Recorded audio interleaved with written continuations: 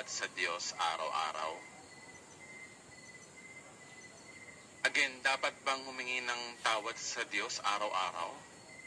Kasi may mga verse, may verse pala, tayong mga born-again Christian, na lagi nating kino-quote na tapat at banal ang Diyos na magpatawad sa tuwing tayo nagkakasala. At ang pinaka-perfect example dyan, yung sinasabi sa 1 John 1:9. Kung babasahin po natin, ang sabi, if we confess our sins, He is faithful and just and will forgive us our sins and purify us from all unrighteousness.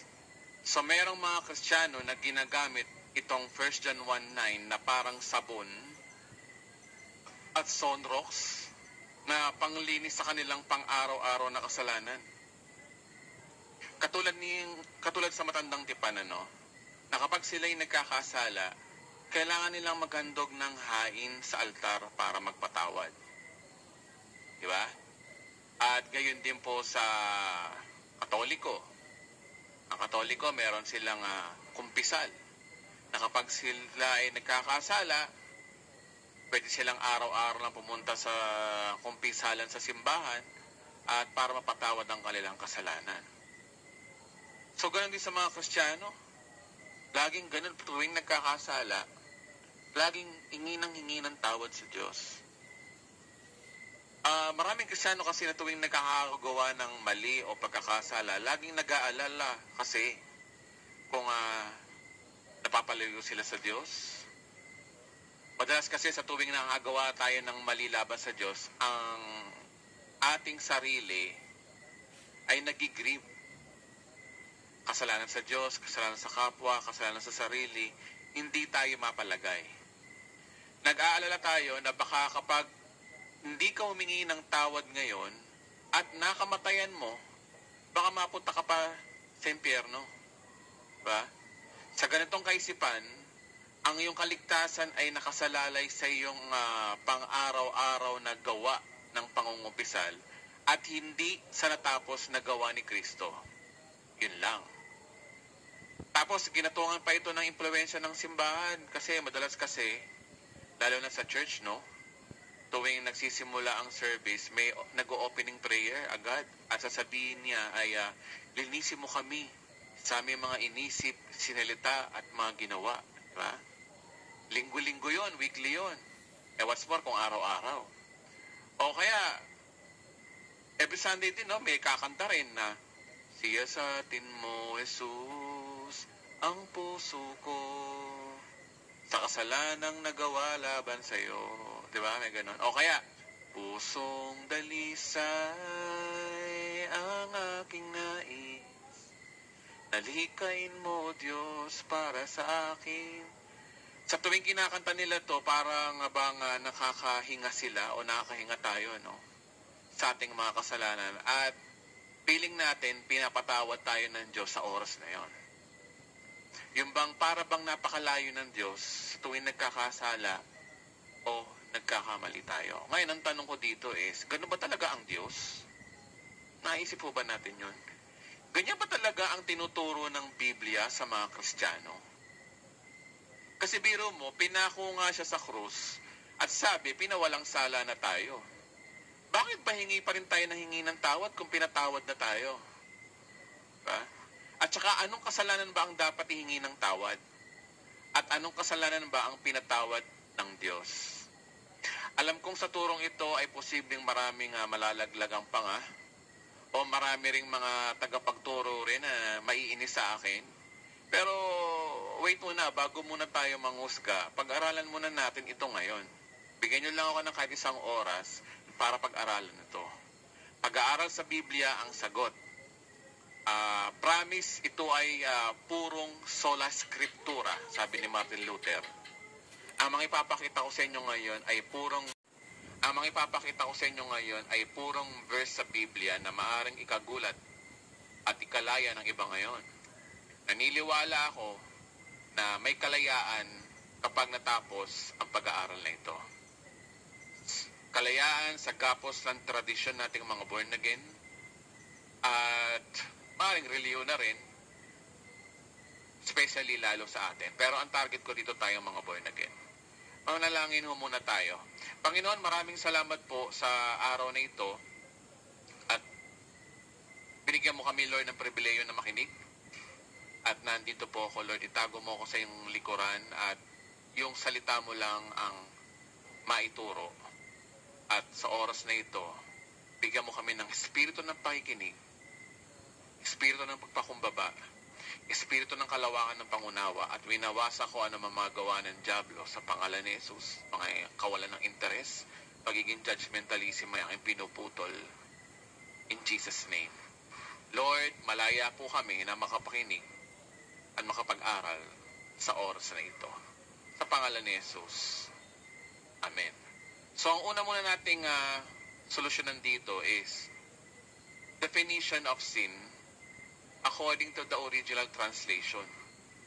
Kasi usap tayo ng usap about kasalanan pero hindi natin na-define ang totoo at core meaning ng kasalanan. Diba? At ang may papayo ko lang, kung nais talaga nating malaman ang tunay na kahulugan ng salitang kasalanan o sin sa Biblia, itapon muna natin ang mga dictionary o encyclopedia o Wikipedia sa internet o preaching ng mga kilala nating mga pastor. Kung titingnan natin yung original na salin ng Biblia mula sa Greek original translation. Kasi mas reliable yun kumpara doon sa opinion ng iba. Amen po ba? Kasi yung mismong Biblia ang babasahin natin, which is yung original translation. Ano ba original translation ng Bible? Ang Old Testament ay Hebrew, ang New Testament ay Greek. Paig ba kayo doon? Iasintabi muna natin ang mga sabi-sabi o sabi ng ibang mga libro. Balik muna tayo sa totoong Biblia. Amen po ba? Kasi alam niyo po, ang salitang sin sa bagong tipan, kung titingnan mo sa original na Greek, ay tatlo eh. Yan niya. Una, yung tinatawag na hamartia. Kapag sa Bible binanggit ang sin, ang original translation niya, yung una, marami dito ay hamartia. Literally ito ay ang meaning nito ay failure. Ito sabihin ni tragic flaw or tragic error. Pag sinabing tragic ay masalimuot, 'di ba? Parang isang tao na hindi kilala ang kanyang sarili, na pinagpapatay ang kanyang mga kapatid at ginahasa ang kanyang nanay, ang tawag doon is tragic. So, ibig sabihin, ang sin na hamartia ay ginamit ito ng 147 times sa Bible, especially sa New Testament, kasi nga ito ay Greek. So, literally, ito ay failure or tragic flaw o malaking pagkakamali. So, ito yung kasalanan na kinasama ng loob ng Diyos talaga sa tao. Okay? So, unti-unti tayo mga kapatid. Sunod ay yung paraptoma. Literally means trespasses or wrong way. Ito yung kasalanan na bunga ng hamartia dahil sa sama ng loob ng Diyos sa atin. Yung mga kasalanan natin ay nabibilang niya. Kaya yung mga maling liko, mga maling gawain, kaya nga trespasses eh. So, ito muna yung sinasabi ho ng Greek. Paraptoma means trespasses, wrong way. Kaya may pumunta sa inyo sa bahay o sa inyong bakuran na walang paalam, ang tawag doon ay trespasses. Mali ang daan mo, Brad, hindi dyan ang daanan, doon ka, trespasses ka. Kaya nga may ganun, di ba? At ang sumunod naman ay yung hamartano. Literally, ito yung miss the mark. O ito yung mistakes o yung mababaw lang ito, parang nagkamali ka lang, di ba? Yung isa parang sumpang kasalanan, yung hamartia. Yung paraptoma naman ay parang mali yung ano mo. Alam mo yung ginagawa mo pero mali yung pinili mo, di ba? Wrong way. At yung hamartano naman ay hindi naman sinasadya, nagkamali lang. So yun po yung kanilang description. Yung hamartia ay parang sinumpa o matinding kasalanan, na kinasama ng loob ng someone or something.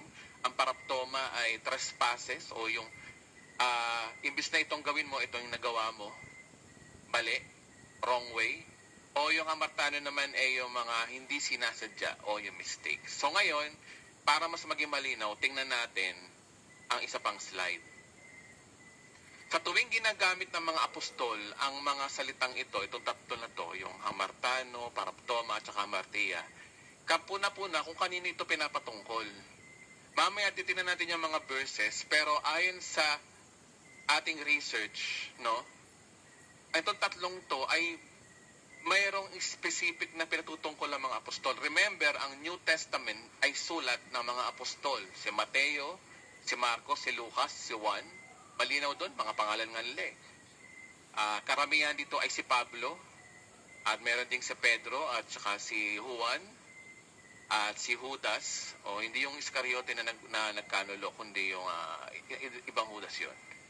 So lahat ng yan, mga apostol na yan, ay kapuna-puna ang paggamit nila sa hamartia, paraptoma, at hamartano, na wherein iisa lang ang meaning sa English, ito ay sin. Tingnan nyo halimbawa ay yung hamartia.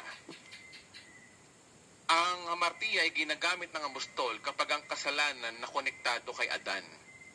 Okay? So ito yung sumpa ng kasalanan o ito yung kasalanan ng sanlibutan. Diba? So ito ay tumutugma lagi doon sa kasalanan ng sangkatauhan. Nung nagkasala si Eva at Adan o nagkamali o yung paraptamo na sinasabi, kinasa parang lumalabas doon na yun ay naging sumpa ng kasalanan at ang tawag doon ay hamartia. Ito yung sinful nature natin. Ito yung kasalanan na namanan natin kay Eva at Adan.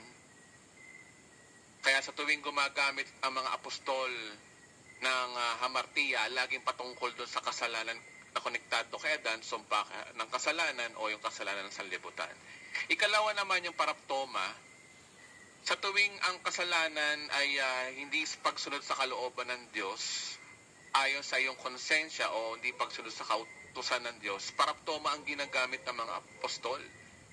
Pansin to at mamaya ipapakita ko sa inyo. No? Kasalanan na hindi pagsunod sa Diyos, ibig sabihin, ito yung pang-araw-araw mo nagagawang kasalanan, di ba? Yung hindi ka sumusunod sa Diyos, at lalong namaga yung kasalanan nung naibigay yung kautusan ni Moses. At kapansin-pansin doon na kapag sinasabi ng mga apostol na paglabag sa kautusan ni Moses, paraptoma lagi ang ginagamit.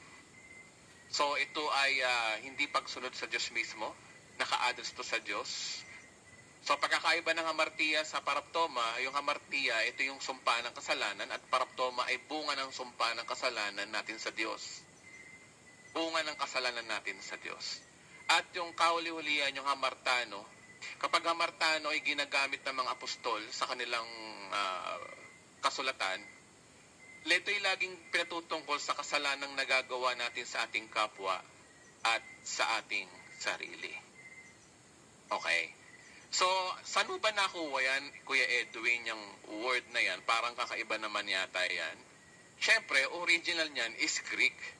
At meron tayong tools, meron akong papakita sa inyong software. Sa panahon ngayon kasi lahat ay digital na. Everything is in PDF, everything is in software. Hindi kagaya dati ng mga 1980s, 90s. Kailangan mo ng lexicon na libro, bibili ka sa National Bookstore o sa Philippine Bible Society o mga kilalang bookstore ng Christians o mumimingi ka ng suporta sa ibang bansa para magkaroon ka ng ganong katinding libro. Ngayon po mga kapatid, ang software ay naandyan na.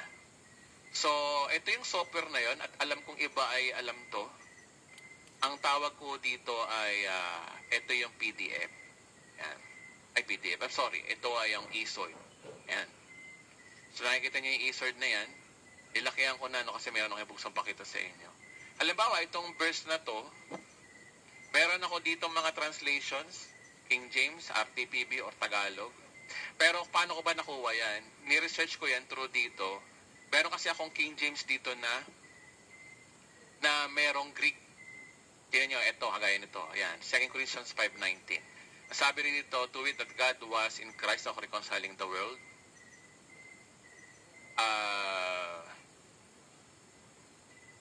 Yung trespasses dito, tinan nyo, no? Lumalabas is paraptoma. Nakikita nyo ba? Ayan, no, paraptoma. Hanap tayo ng word na sin. mag-research tayo. Pakita ko sa inyo to. Sin. Sinabing sin sa New Testament, tingnan natin. S-I-N. Ayan. Tingnan nyo rito, mga kapatid. Kapansin-pansin dito sa 12:31 na ang ginamit ditong sin is, sabi ito, whoever say unto you all manner that sin, tinan nyo yung sin dito, naman, hamartia naman to. So, yan mga kapatid ang aking source of knowledge. Kaya ako nalaman ang tatlong uri ng sin. Sinearch ko po. Na nakakalungkot, tinranslate ng mga translator ng 15th century na sin. Diba? Hanap tayo ng hamartano, no? Hamartano naman para mas maganda.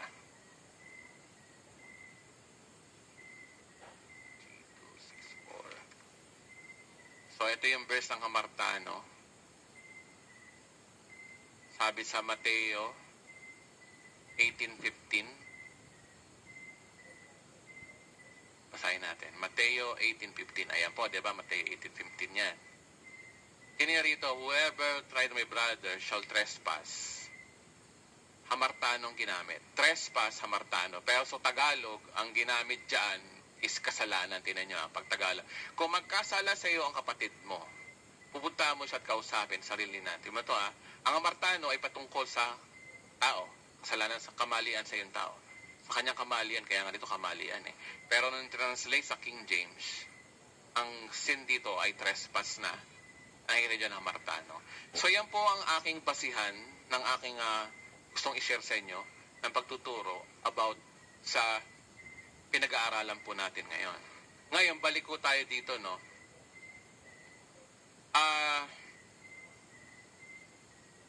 Malinaw dito na sa tuwing ginagamit ang mga apostol, ang mga salitang ito, kapuna-puna na kung kanina pinatutungkol. Pakikita ko sa inyo ngayon ang kabuuan ng lahat. So, ang original text translation of sin and apostle address, para maging malinaw, ang hamartia po ay meaning is failure, tragic flaw, or masalimuot na pagkakamali. At ayon sa mga apostol, ang kanilang kasulatan ay ginagamit nilang hamartia na kasalanan ay konektado kay Adan, sumpa ng kasalanan o kasalanan sa libutan. Yung paraptoma naman po ay literally trespasses, maling way. Ito yung kasalanan sa Diyos natin na hindi pagsunod sa kanyang kalooban ayon sa ating konsensya, o sa mga Hudyo naman hindi pagsunod sa kautusan. At ang hamartano naman ay hindi sinasadyang pagkakamali. Miss the mark o mistakes, error. Kasalanan nagagawa naman natin sa ating kapwa at sa ating sarili. So, ano ba yung mga verse para mapakita ko sa inyo na paano ginamit ito ng mga apostol at kanina pinatutungkol? Okay? Halimbawa, ang hamartia. Example verse, sabi dito sa John chapter 1:29 verse John chapter 1 verse 29, sabi dito, the next day John saw Jesus coming toward him and said, "Look, the Lamb of God who takes away the sin of the world." Sin of the world. So kapuna-puna dito na ang ginamit dito ni John is hamartia. Tama nga naman, ang tinubos ng kordero o si Jesus ang kordero ng Diyos, nag-aalis ng kasalanan ng sanlibutan. Ang inalis niyang kasalanan ng sanlibutan is yung hamartia. At si Jesus at ang Diyos lang ang makakagawa ng mapawalang sala tayo sa kasalanan o sa sumpa ng kasalanan ng hamartia. Amen po ba? So yan, isa pang hamartia, sabi rito sa Roma 3:9-10, ano ngayon, kalagayan ba nating mga Hudyo ay mas mabuti, masama, kaysa sa mga Hentil? Hindi. Tulad ng aming sinasabi, ang lahat ng tao ay makasalanan. Anong ginamit dyan na makasalanan? Hamartia. So, tumutungkol talaga sa sin of the world. Maging Hudyo o Hentil man, at ayon sa nasusulat, ito yung kilalang verse, walang matuwid, wala kahit isa. It is generalized na lahat ng tao ay nagkasala, lahat ng tao ay makasalanan, at ang binabanggit na makasalanan dito is generally is hamartia, yung kasalanan na nagmula kay Eva at Adan. At yung paraptoma naman ito yung sabi ko kanina, ito yung kasalanan natin sa Diyos. Sabi dito, no, ibig sabihin sa magitan ni Kristo, ang mga tao ay binibilang ng Diyos na kaibigan. So sino ang subject dito? Ang Diyos. Tinuturo dito ang Diyos. At nilimot na niya ang kanilang mga kasalanan. Ang ginamit dito is paraptoma. Ibig sabihin, ang kaparaptoma ay offense mo sa Diyos. Diba? So yun yung mga example verse. Next na verse na paraptoma is tinubos tayo ni Kristo sa Ephesians 1:17 sa magitan ng kanyang dugo at sa gayon ay pinatawad ng ating mga kasalanan o kasalanan natin sa Diyos. Ganong kadakila ang kanyang kagandahang loob. So ang paraptoma ay ginamit dito kasi ito yung kasalanan mo sa Diyos, pinatawad. At mamaya pag-usapan natin itong verse na to, no? Yung word na pinatawad, di ba? So paano ka hihingi ng tawad kung pinatawad ka na, mamaya ipapaliwanag po natin yan. So yung Colossians 2:13, another na paraptoma, sabi dito, kayo dating patay na sa kasalanan, o yung paraptoma, kayong mga hentil na hindi sakop ng kautusan. At binuhay ng Diyos na kasama ni Kristo. Pinatawad niya ang ating mga kasalanan. Tingnan mo, paraptoma ang ginagamit dito kasi ito ay regarding sa kasalanan mo, sa relasyon mo sa Diyos. Diba? Binuhay ng Diyos na kasama ni Kristo. So, pinatawad na yan. So, sa madaling salita, ang binayaran ni Kristo yung hamartia at paraptoma. Okay? O mamaya papaliwanag ko yung hamartano kung paano rin pinatawad ng Diyos yun. At makikita natin yung mamaya. So, example ng verse ng hamartano, ang sabi sa Mateo 18:21, sabi dyan, no, lumapit si Pedro at nagtanong kay Jesus, Panginoon, ilang beses po ba namin patatawarin ang aming kapatid kung paulit-ulit na nagkakasala sa akin? 7 beses po ba? So, sino pinatutungkol dito? Ilang beses ko bang patatawarin ng aking kapatid? Ibig sabihin ng kapwa, hindi naman Diyos ang tinuturo dyan eh. Na paulit-ulit na nagkakasala. Ang ginamit po dyan is hamartano. Nagkakasala sa akin o hamartano sa akin. Hindi naman sinabing hamartiya sa akin. Hindi ka naman Diyos. Hindi naman pwedeng sabihin na paraptoma.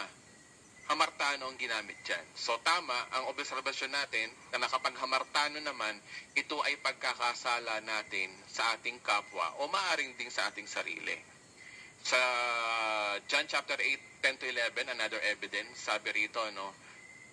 Bago ko basahin to, ito yung istorya na si Mary Magdalene ay nahuli, o yung babaeng nangangalo niya ay nahuli ng mga Pariseo na sa pangangalo niya. Kaya ginawa ng mga Pariseo, dinala kay Jesus. At sabi ng mga Pariseo, Panginoon, nahuli po namin itong babaeng ito na nangangalo niya. So, pag ang pangangalo niya, ito ay kasalanan sa tao, di ba? Pakikiapid, o ito ay civil sin, o technically, ito ay more on civil issues. Ayon sa batas po ni Moses, sabi niya, kailangan siyang batuin hanggang mamatay. Kaya sabi ni Jesus, sige, ang sino mang hindi nagkakaasala o hindi nagkakamali, ay siyang unang bumato. Lahat, guilty. So, walang bumato.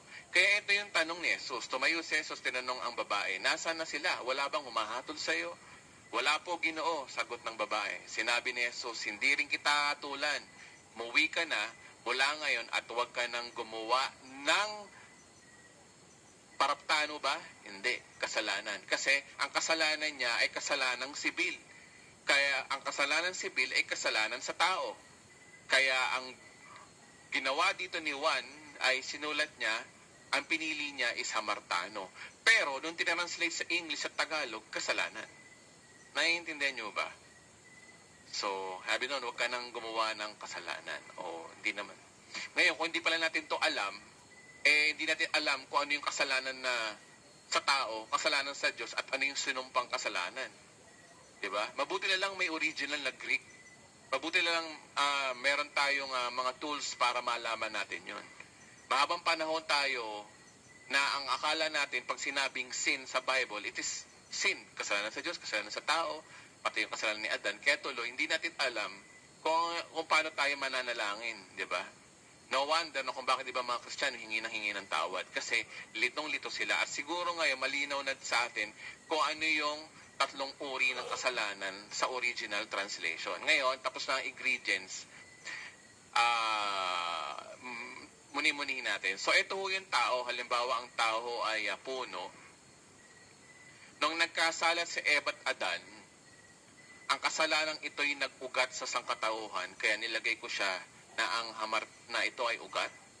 Ang tawag po dyan ay yung hamartia. Ito yung original sin or sin of Adam. Ito yung pinaka-tragic failure of humankind. Kapag nakamatayan mo yung hamartia na yan, automatic patay ka sa Diyos, yari ka. At sinabi na sa Bible na hinatulan na ang sino mang hindi manampalataya ay Kristo. Si Kristo, ang kordero ng Diyos nag-aalis ng kasalanan ng sanlibutan. Ang ginamit na kasalanan doon, di ba nakitirating kanina, is hamartia. So, ang original sin na yan, ang mag-aalis lang dyan ay si Jesus. Okay? Mamaya, malalaman natin kung paano. Pero, si Jesus ang kasagutan dyan. At, nagbunga yan, nag-ugat yan, ay yung mga arrows, no? Ng bunga ng tinatawag na hamartano o paraptano. Kaya, yung hamartiyan na yan, araw-araw tayong nagkakamali sa tao, nagkakamali sa Diyos, di ba? Yan po yun. Ito yung mga everyday sins, mistakes, faults, o trespasses, hindi pagsunod sa Diyos, pagsusunungaling mo sa kapwa mo. Pag nagsisinungaling ka, di ba, hindi naman pwedeng sa Diyos, pwede rin sa kapwa mo, di ba? So, kaya yung hamartan, parapta mo is, paraptoma, sorry. Ang paraptoma ay tumutungkol talaga sa everyday sins. Next. So, sa madaling salita, no, ang problema kasi ay ganito.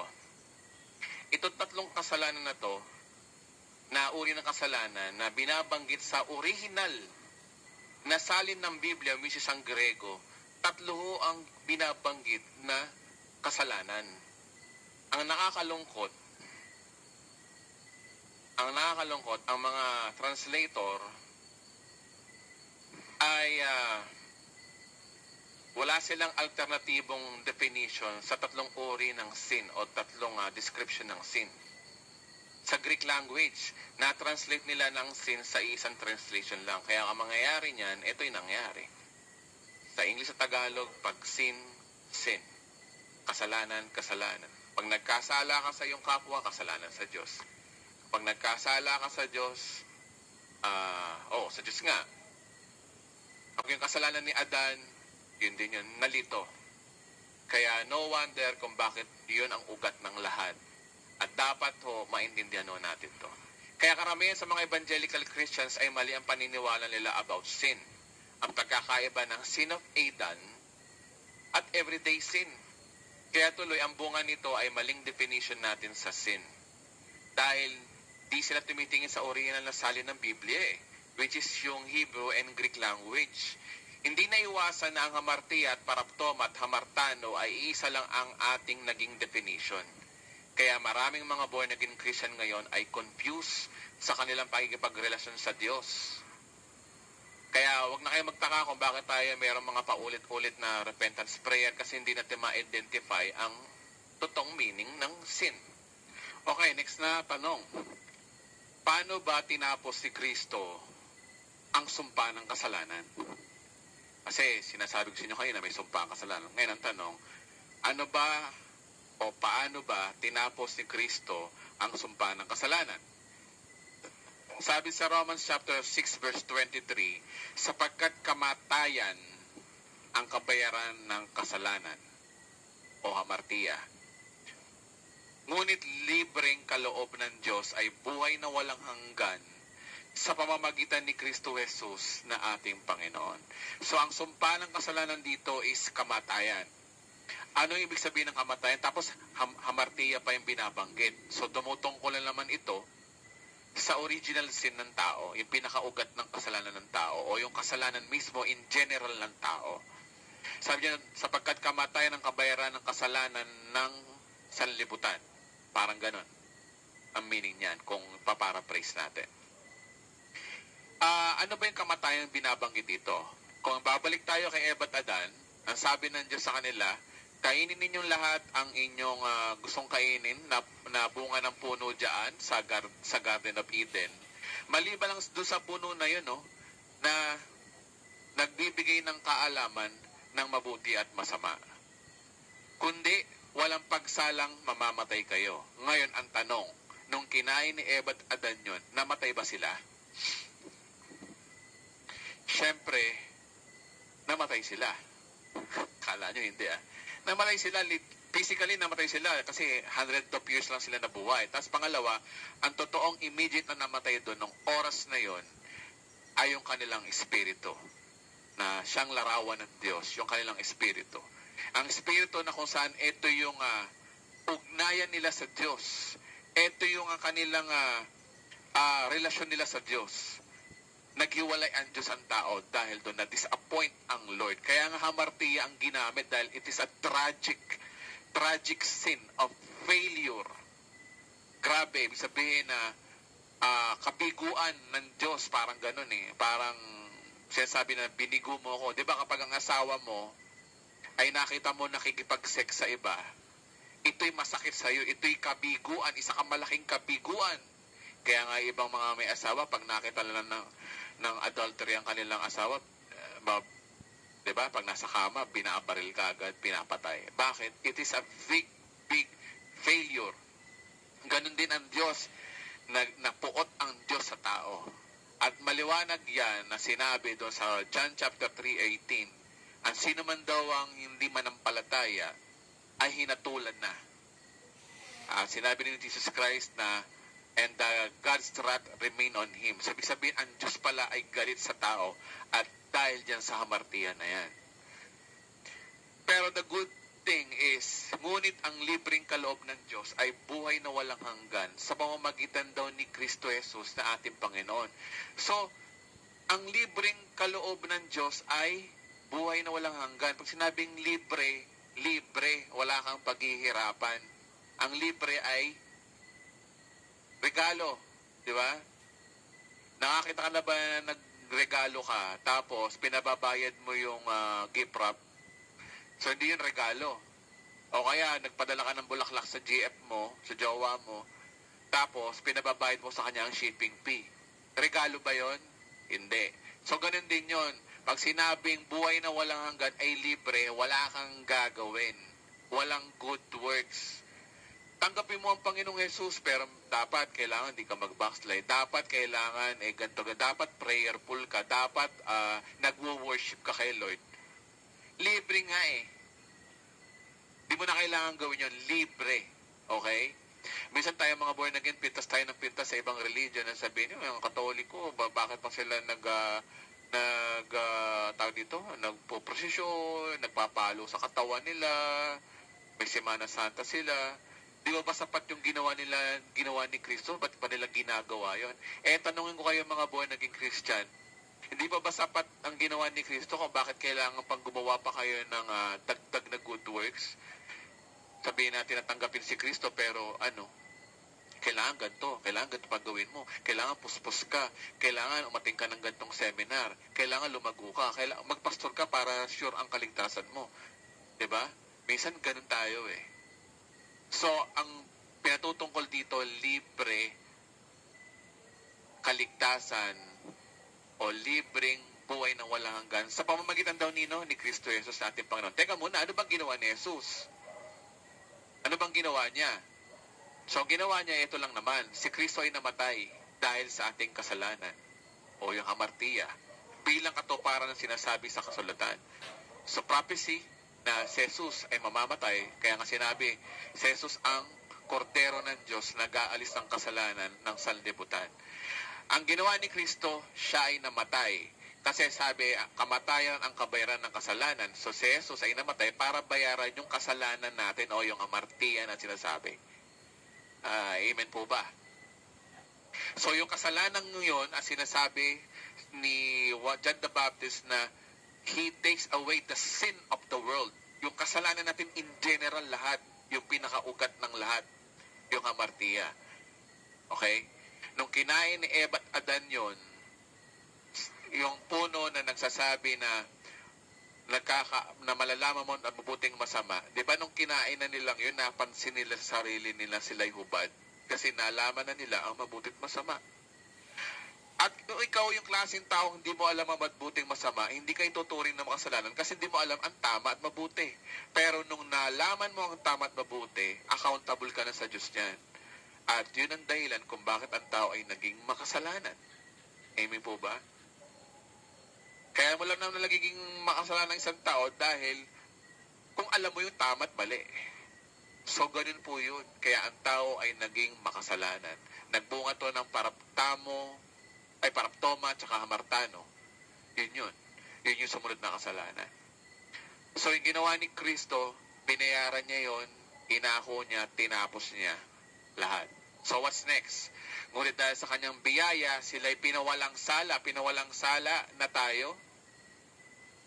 Sa magitan ni Kristo Jesus na siyang nagpapalaya sa kanya, pinalaya na tayo sa kasalanan. Pag pinawalang sala, hindi na guilty. Ibig sabihin ng kasalanan mo ay pinatawad ng Diyos. Amen po ba? Amen po ba? So tinan nyo, no? Paano yun? Yung sumpa ng kasalanan na yan, ang binabanggit mo lang naman dyan, Edwin, is hamartia. Actually, yan yung susunod kong tanong. Hamartia lang ba ang pinatawad? O yung naman natin kay Adan? Isa-isay natin itong mga verse na to. Sabi sa 1 John chapter 2, verse 2 ng Tagalog popular version, si Kristo ang handog sa ikapagpapatawad ng ating kasalanan. So, binanggit dyan isang hamartia. Sabi, at hindi lamang daw ang ating mga kasalanan o yung hamartia, kundi maging ang kasalanan ng lahat ng tao. Hamartano ang ginamit. So, ibig sabihin, hamartano means kasalanan mo naman sa kapwa mo tao. So, etong verse na to ay 2 birds and 1 stone. Hamartia at hamartano. So, solve na ating issue. Pati pala hamartano, kasalanan mo sa kapwa mo ay pinatawad na rin ng Diyos yun. Gaya ng pagmumura, pagsisinungaling, pagpatay, lahat it, name it. Lahat ng mga civil offense, nandun na. Pinatawad na ng Diyos yun. At ito pa yung pinakamalupit. Tinubos tayo ni Kristo sa magitan ng kanyang dugo. At sa gayon pinatawad ng ating mga kasalanan. Ang kasalanan na ginabanggit dito is paraptoma. Ganong kadakila ang kanyang kagandahan. O kanyang kagandahang loob. So, ibig sabihin, paraptoma, pati yung kasalanan mo sa Diyos, yung daily offense mo sa Diyos, pati yun ay pinatawad ayon sa verse na yan. Word na pinatawad means already done. Past tense, pinatawad na. Okay? Mamaya mamaliwanagan tayo kung bakit pinatawad ang ginamit dyan. Ganon kadakila ang kagandahang loob niya. So, in English, ganon ka-amazing ang grace. Minsan kanta tayo ng amazing grace, pero we didn't understand what is the core meaning of amazing grace. Pag sinabing amazing grace, mamamangha ka, nabira mo, paano mo paniniwalaan ng lahat ng kasalanan mo, past, present, and future, ay pinatawad. Yun ang amazing. Walang amazing kapag sinabi ni Jesus sa pinatawad ng iyong kasalanan, tapos hihingi ka pa ng tawad araw-araw, na sa tingin mo, hindi ka pa pinapatawad sa araw-araw mong ginagawang kasalanan. That is not amazing. Amen po ba? Kaya binanggit dito, ganon kadakila ang kanyang kagandang loob. O parang ipaparaphrase natin sa mga milenyon, ganon ka-amazing ang kanyang grace. Amen po ba? So, eto naman na example na pagpapatunay ng hamartano ay pinapatawad. Mga anak, sinusulat ko ito sa inyo upang huwag na kayong magkasala o yung hamartano, kasalanan sa kapwa.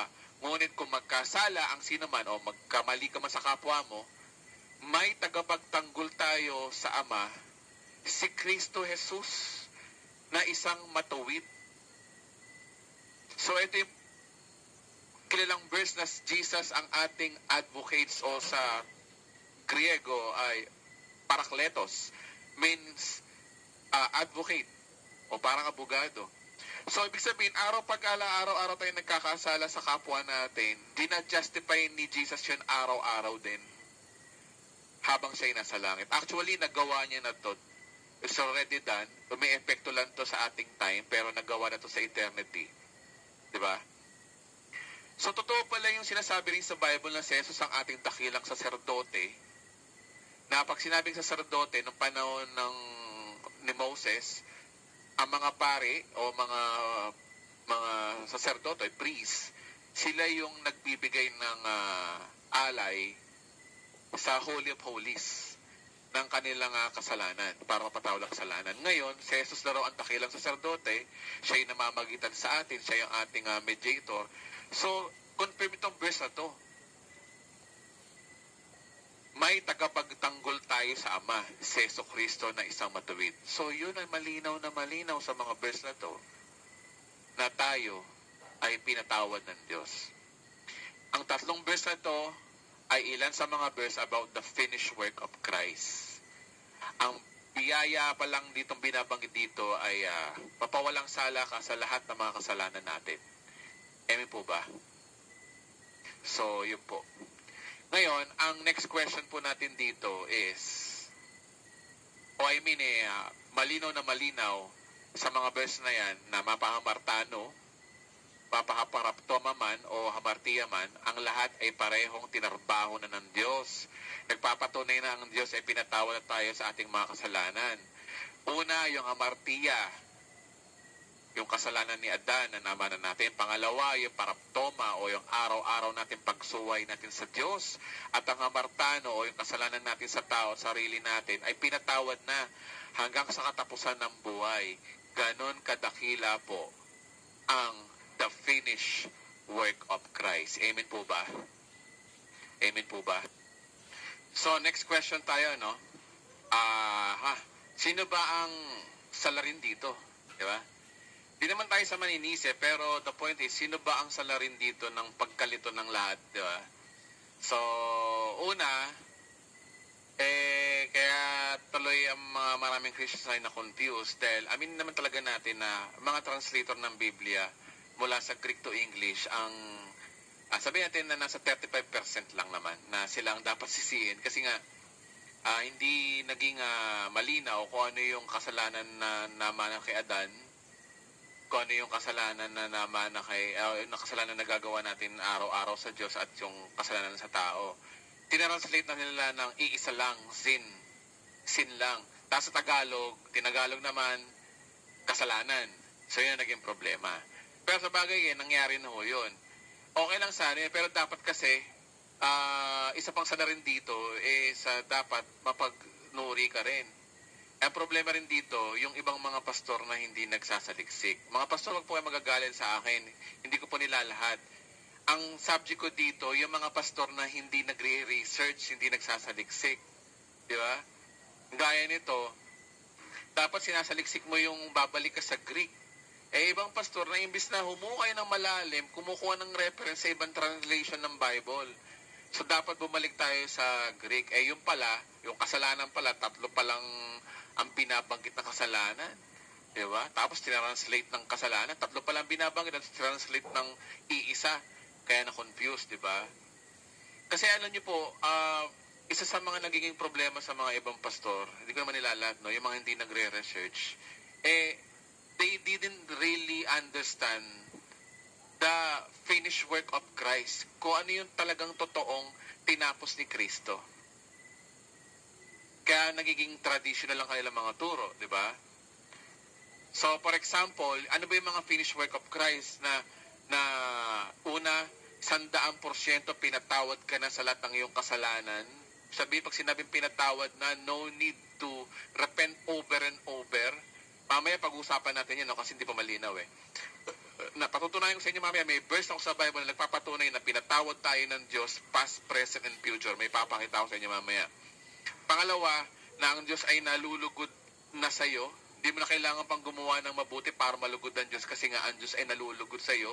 Kung aangkas ka dun sa ginawa ni Kristo, ang Diyos ay nalulugod sa'yo dahil kay Kristo, hindi sa mabubuting gawa. Kaya nga sa Ephesians 2:8-9, di ba, malinaw na anyone can, hindi pwede pagmalaki. Di ba? Kaya nga lang, ito, iba, sabi nila mag-worship ka sa Lord para malugod ka sa Diyos. Ibang mga pastor nagtuturo ng ganito. O kaya mag-fasting ka para marinig ng Diyos ng Diyos ang mabuti ang mga prayers mo. O kaya maging prayerful ka para mapalapit ka sa Diyos. Di ba? If you know the finished work of Christ, you don't need na to do performance, di ba? Malapit na ang Diyos sa'yo nung tinanggap mo si Kristo, ba't kailangan pa mapalapit sa Diyos? Kasi ang reference nila is Old Testament. O kaya mag-church ka para magpatuloy ka. O kaya mag-ministry ka para malugod ang Diyos sa'yo. Di ba? Ang Diyos matagal na nalugod sa iyo. If you really understand the finished work of Christ, kung aangkas ka sa ginawa ni Kristo, ang Diyos sa iyo, ang tingin ng Diyos sa iyo ay kalugod-lugod na. So no need to do anything para gumawa ka ng bagay na ikalulugod sa Diyos, 'di ba? O kaya to live holy at huwag mamuhay sa pagkakasala. Kung magkasala ka man, araw-araw humingi ng tawad sa Diyos dahil ayaw niya sa 1 John 1:9. 'Di ba? At ayon din sa Psalms 51, di ba? Sabi si Haring David, humingi ng tawad, create in me a clean heart, O God. O kaya, pusong dalisay. Ang pipreach yung paso, tapos ang kanyang altar call, pusong dalisay. Linggo-linggo yun. Tapos, ano ba? Siya sa atin mo, Jesus. Ang paghingi mo ng tawad ay isang beses lang, mamaya papakita ko sa inyo kung bakit. Di ba? So, 1 John 1:9, isa pa to sa mga nagiging failure ng ibang mga, hindi naman nila lahat, ibang mga pastor. Kasi, rest baka natin to, no? 1 John 1:9, ano na? Paano kung sabihin ko sa inyo na ang 1 John 1:9 ay hindi sa mga Kristiyano, kundi sa mga hindi pa sumasampalataya, o yung mga hindi pa nabuborn again? Paano kung sabihin ko sa inyo yan? Okay. Pakita ko sa inyo ngayon ng live sa aking, yung live navigation ko, sa eSword. Sabi sa 1 John 1:9, ito yun, di ba? If we confess our sins, He is faithful and just to forgive us our sins and to cleanse us from all unrighteousness. Pagtunan natin dito yung sins. Ano yung kasalanan na pinapatawad kung if we confess ours? Ano ba yung sins na i-confess dito? Maniniwala ako na kung ito'y parapta mo, naniniwala ako na para sa Christian to. Okay, sige, go ahead. Bigay ka ng tawad sa Diyos araw-araw. If we confess our sins. Paano kung sabihin sa inyo hindi parapta mo to? Tingnan nyo pakita ko sa inyo. Ano ang sins dito? Kung nababasa nyo, ayan hamartia. Okay? And He is faithful to and just to forgive us our sins, hamartia. Ibig sabihin, kasalanan ng namana natin kay Adan, yung kasalanan na may sumpa ng kamatayan na binayaran ni Kristo. Ngayon, para mabayaran yun, kailangan mo tanggapin si Kristo at isang beses mo lang to ipapanalangin na, Panginoon, patawarin mo po ako sa lahat ng aking mga naging kasalanan mula pagkabata hanggang ngayon. Ang kinoconfess mo doon is hamartia. So how come nung may apply mo to sa iyong daily living na araw-araw kang hingi ng tawad sa nagawa mong kasalanan na namana mo kay Adan, wala pagkabata pa, at araw-araw ka rin bang hihingi ng pagtanggap sa Diyos? Araw-araw mo siyang tatanggapin? Araw-araw kang patawarin mo ako, tanggap kita bilang Panginoon. Araw-araw ba? It not make sense. So, 1 John 1:9 is not for Christian, it is for the unbelievers. Kaya nga, pag may mga unbelievers tayong kausap, huwag kang mag-alala, kapatid. Huwag kang mag-alala, ang Diyos handa magpatawad. Kasi sabi sa 1 John 1:9, ito yun if we confess our sins, yung sins dito, yung kasalanan mo, na yung pagkabata mo, He is faithful and just to forgive us. Tama. Tama to sa mga unbeliever. Paano mo sasabihin na ito sa mga believer? Di ba? So maliwanag na ang 1 John 1:9, it is not for the Christian, it is for the unbelievers. Amen po ba? May tanong kasi dito, no? Kailan ba pinatawad ng Diyos ang kasalanan mo? Diba? Kailan ba pinatawad ng Diyos? Kasi, tandaan, ang Diyos ay walang hanggan. Hindi siya saklaw ng panahon, hindi siya apektado ng galaw ng mga planeta o ikot ng mundo. Ang tao lang ang saklaw ng umaga, hapon at gabi, pero ang Diyos ay hindi. Hindi siya sumasabay sa orbit ng Earth, sa Sun, o pag-ikot ng mundo. Nang si Jesus ay napako sa krus, oo, ito'y nagganap sa panahon ng saklaw ng tao. Kaya nga sa history of mankind, si Kristo ay napako sa krus para sa katubusan ng ating kasalanan, let's say 35 AD or 2,000 years ago. Pero iba po ang pananaw ng Diyos dahil ang Diyos ay nabubuhay labas ng oras o panahon para sa Kanya, ito'y naganap bago panilikha ang mundo. Ito'y naganap na.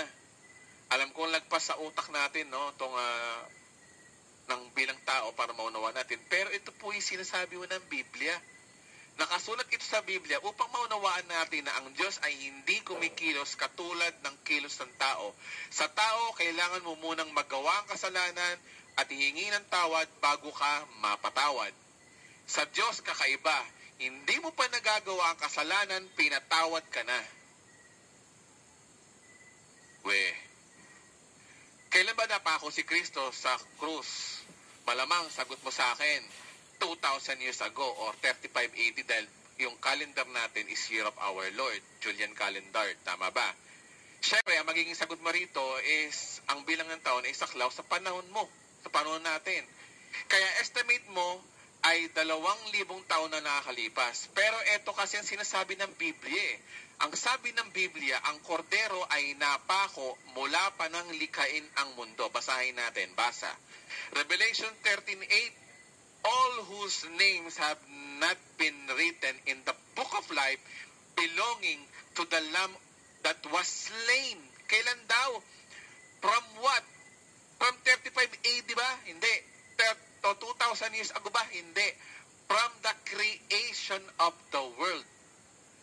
Napako na pala si Kristo sa mata ng Diyos bago pa ginawa ang sanlibutan o ang mundo.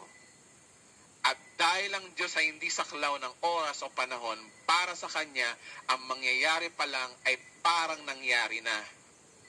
Patungkol naman sa kasalanan, ganun din, tayo lang nasaklaw ng panahon ang nagsasabi na ang kasalanan ay may past, present, and future kasi tao tayo. Sa Diyos, dahil siya ay Diyos, ang future sins ay katulad din ng past and present sins. Dahil sa Kanya, hindi mo man ito nagagawa, nakita na niya ang iyong nagawa. Kung mga lunya ka ngayong oras na to, nakita na ng Diyos yan bago pa na likha ang sanlibutan. Parang pagsulat lang ng pangalan sa aklat ng buhay na pag-usapan natin na sinulat na ng Diyos bago pa likain ang mundo. Ito yung verse na yun, di ba? And all those names are written in the book of life. Di ba? Book of life yung pinag-usapan niya. Ito yung verse natin dati na nakaraan. So, nakita na ng Diyos at alam na ng Diyos ang dulo ng buhay mo, kaya sinulat na ang iyong pangalan sa aklat ng buhay. Ganun din, nakita na ng Diyos ang tao ay magkakasala at babagsak. Kaya na-provide na ang kapatawaran. Nang likhain ang mundo, inuulit ko, kasama na sa plano ng Diyos ang katubusan ng tao dahil alam niya na babagsak ang tao. Maaaring iniisip mo, kung alam ng Diyos na babagsak ang tao, bakit hindi niya ito pinigil? Diba? Hindi nga maaaring pigilin ng Diyos kasi ang tao ay may free will. Pinili ng tao ang bumagsak kasi may free will. Pero pinili naman ng Diyos na iligtas ang tao. Kaya nga wala pa nang likhain ng mundo, inihandog na ang kordero ayon sa walang hanggang pananaw ng Diyos o eternal perspective. Ito'y pananaw ng Diyos. Ang verse na to ay pananaw ng Diyos. So ano nauna? Pagbagsak ng tao o kamatayan ng kordero? Ano ang nauna? Pagkakasala ni Eva at Adan o pagkapako ni Jesus sa krus? Sa mata natin, si Adan ang nauna bago na. Pero sabi rito, sa Revelation 13:8, ang kamatayan ng kordero ay naganap and was slain from the creation of the world. At ito pa yung verse na nagpapatunay na nauna munang naibigay ang kapatawaran ng kasalanan bago magkasala ang tao. Sa unang Pedro 1 verse 19-20, kung di sa umagitan ng mahalagang dugo ni Kristo, so ito si Kristo ulit, no? Siya ang korderong walang kapintasan at batik. So, kordero siya, sabi sa John, di ba? Siya ang nag-aalis ng kasalanan. 20, pinili na siya ng Diyos sa gawain ito bago, kailan pa raw? Bago mag-33 AD ba? Hindi. Bago ba magkasala si Eva at Adan? Hindi. Pagkatapos ba? Hindi. bago pa nilikha ang daigdig. This is another verse again na nagpapatunay na ang Diyos ay pinatawad na ang kasalanan ng tao bago pa nilikha ang sanlibutan. Amen po ba? Amen po ba? Biblia na ho ang nagsasabi, hindi po ako, inilaan na ang kapatawaran bago pa mamagkasala ang tao. At ito ang pananaw ng Diyos dahil ang Diyos ay hindi sakop ng oras o panahon.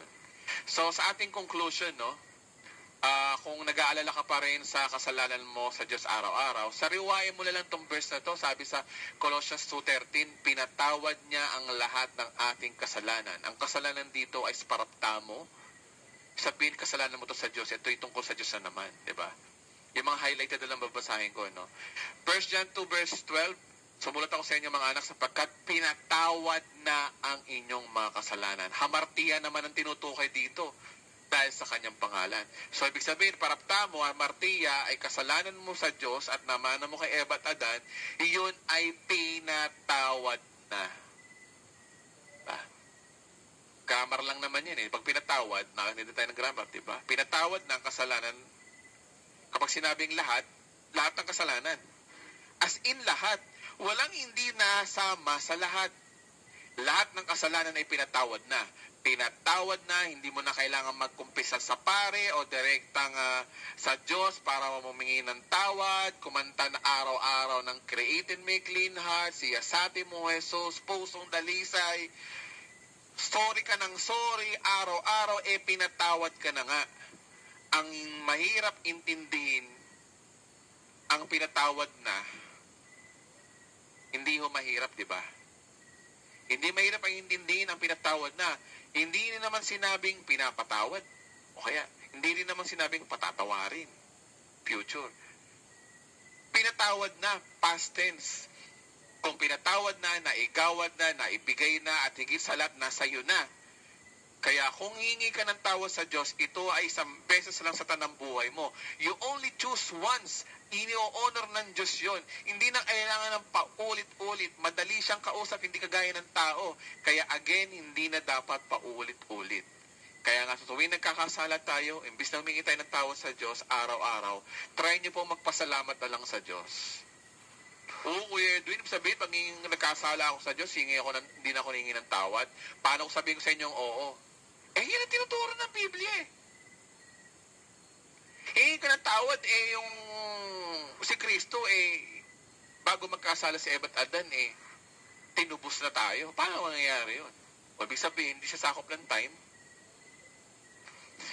Ngayon, practically, ganitong ginagawa ko. Pag nagkakasala ko, syempre, nag-agree muna ako sa Diyos na, Lord, kasalanan tong ginagawa ko nga. Ano ba ginawa ko? Lord, kasalanan tong ginawa ko nga, pagsisinungaling. Tapos magpasalamat ka sa Diyos sa kapatawaran ng tinapos si Kristo. Parang ganito yun, halimbawa, pag nanalangin ako, Panginoon, ako po'y sumasang-ayon sa iyong salita na ang pagsisinungaling ay kasalanan. Inaamin ko po na ako'y nagsinungaling at ito'y kasalanan, Lord. Salamat po dahil pinatawad mo na ang lahat ng aking mga kasalanan. Kasama po dito yung pagsisinungaling na nagawa mo ngayon. Muli, Lord, salamat po sa iyong biyaya at kapatawaran dahil tinapos na gawa ni Kristo o tinapos mo sa krus para sa akin. Amen. Pag napanalangin mo na yon, then huwag mo na ulitin for your sake. To get in trouble para hindi ka na kailangan pa ulit-ulit. Halimbawa, kasalanan mo, nangalun niya ka, ang Diyos pinatawad yun. Ang Diyos pinatawad yun. Pwede yun. At pwede naman, at yun naman talagang tinuturo ng Biblia. Pero, pag nalaman niya ng asawa mo, tingnan natin kung patatawarin ka ng asawa mo, baka kalabosong aabutin mo. Aswa ka ng adultery. Diba? Kaya nga iba yung treat ng Diyos sa treat ng tao Ang tao, pag nagkasala, sisingilin ka, ang Diyos hindi. Kaya dito papasok yun Kaya ang kapatawaran ng kasalanan ng ating past, present, and future ay isang biyaya. Nakakamangha at napaka-amazing. Maaaring katitisuran to sa ibang mga pastor, no? Pero ito ang tunay na katotohanan.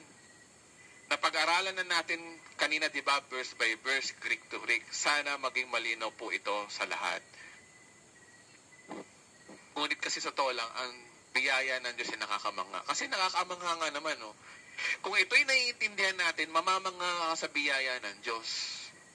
Kaya nga ang biyaya ng Diyos ay amazing eh. Kaya nga, Amazing Grace. Marami mga Kristiyano o pastor kumakanta niyan. Pero paano mo nasasabing kamanga-manga? Kamanga-manga kasi una, yung kasalanan mo pinatawad na past, present, and future ayon sa napag-aralan natin. At mas mapag-aaral natin gaano ka-amazing ang grace ni God sa susunod nating topic. Next topic, gaano ba ka-amazing ang grace? Please lang po mga kapatid, sundan niyo po ako sa susunod na topic. Pag-usapan po natin to. Alam ko na hindi pa masyado malinaw, pero kung may mga tanong po kayo, i-PM nyo lang po ako. Maraming salamat po sa lahat at God bless you po para sa ating paikinig. Salamat po.